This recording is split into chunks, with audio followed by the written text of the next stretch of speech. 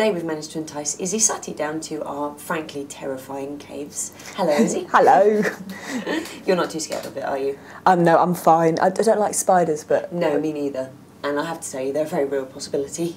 Yes, they really are. I've Yes. actually just noticed the amount of webs. Yeah. Yeah.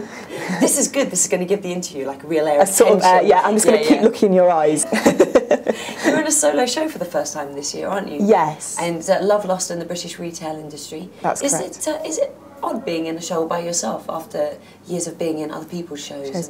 Yeah, well, I find it really, really exciting and challenging because last year I did Take a Break Tales with Danielle Ward and I really enjoyed it, but I'd sort of started thinking, oh, maybe next year I'll do something on my own, and I was doing this song in my set about dancing in the supermarket aisles, and then I did a gig in Dundee, and I just thought, and they were all dressed as pirates, and it was quite a horrible gig. They were all freshers dressed as pirates, drinking like shots, the blue stuff, and then at the end I did this song. It was the only time they listened, and I thought, oh, I think I might quite like to do something about shopping on my own, so yeah. Cool. So what is the story of your show? Well, it's like I do a bit of stand-up at the top, and then it's a story about these two people who work at a supermarket and they fall in love, and it's just about the sort of turmoil that their relationship goes through. And Do you play both characters?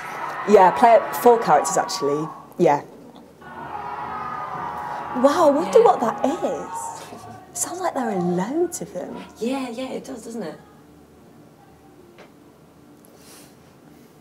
If you can hear screaming, it's because we are properly backstage at the Edinburgh Fringe, and we have shows happening all around us, and a particularly noisy one there, which we think is Running and Screaming, the musical. Yeah. Running and Screaming, the musical. Yeah, it sounds great though. Yeah. And do you play songs throughout your show, don't you? Yeah. How many instruments are you playing? In the show I'm playing 2. I was playing the keyboard, but I realised that I couldn't really play it as well as I thought I could. When did you realise you couldn't play the keyboard as well as you thought? Wasn't it like mid-show, was it? Yeah, it sort of was really, yeah. Sort of carried on, bumbled along, and then I did a preview in Croydon and they couldn't move the piano because it was so old.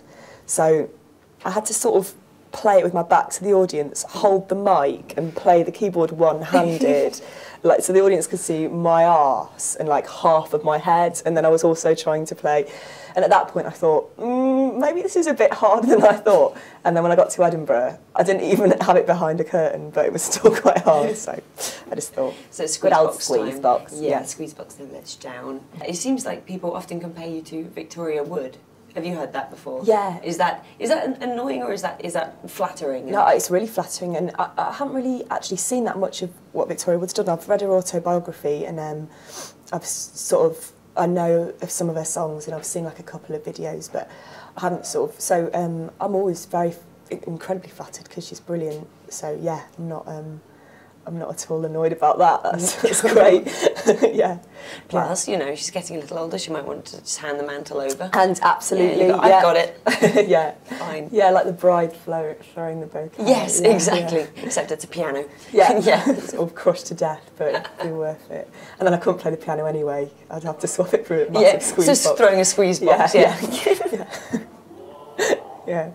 Have you always done a musical comedy, or did you start kind of as a straight stand-up? No, I've always done. I went to drama school, but I've been playing the guitar since I was about 11, and I always sort of did stupid songs. Like I had a song about a guy who like used to sleep with a fry up every night. He was like a banker, but at night he just used to get into bed with a fry up and just like smear like a sausage across his cheek, and that was the only way he could go to sleep. And actually thinking back, I did used to do that song at gigs, and people just used to be like, oh my God, you're totally mental. Yeah, hindsight's always 20/20. I'm sure at the time it had its own internal logic. It did, and I had to do that in order to go. Yeah, exactly. It makes you the person you are now.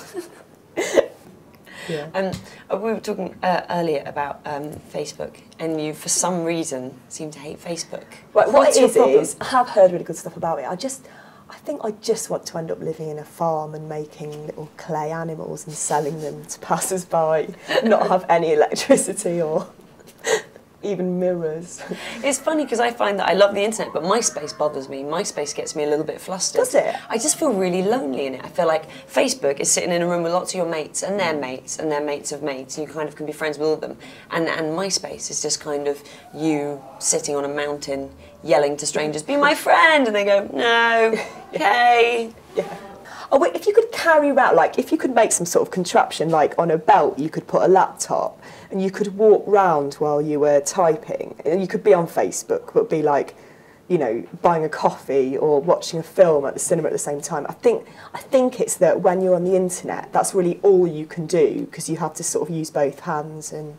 It's true, and you can get those little like phones where like you've got the internet on it as well. Oh, yeah, but then Blackberries. It's very hard to actually do anything while you're typing because there's very little letters as well. So you are going to struggle, you know.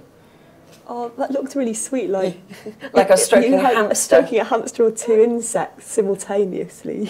Introducing them. Yeah. Mike, Hello. this is Sarah. I think you've got a lot in common because you're both insects. Have a date on my hands. Oh, that'd be lovely. I thought if you saw me walking down the road, you'd be like, "What's Nat got in her hand?" A Blackberry.